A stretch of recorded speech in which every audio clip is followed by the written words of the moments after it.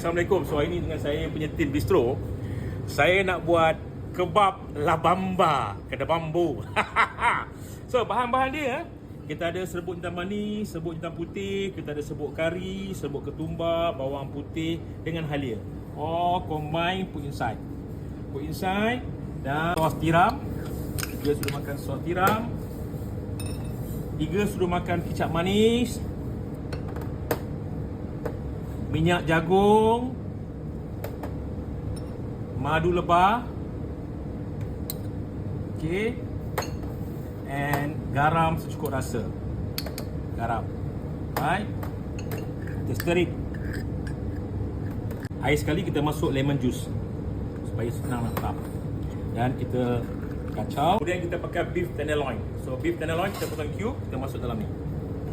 And kita masuk dalam ni. Dan kita perap. Ya, baik, kita perap lebih kurang setengah jam. Kemudian kita pakai skewer. Okey.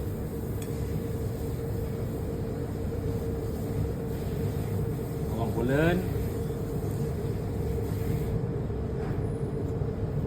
Cherry tomato. Ini depend lah. Kalau you nak buah mushroom, boleh buah mushroom. Terpulang kepada you punya kreativiti lah. Nak letak cendawan ke boleh So menu ni saya buat untuk incoming Ramadan buffet dekat bistro. Okey, sekarang kita grill lebih kurang 8 minit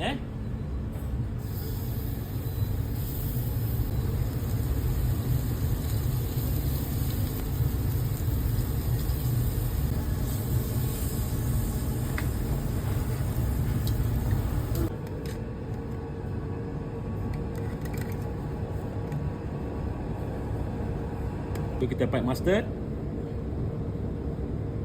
Okay. Kita pakai chili sauce with chopped parsley. Okay. Dah pun siap satu resepi ringkas untuk pusat bistro kebab labamba. Taste. Okay, one. Share. Another one. Okay.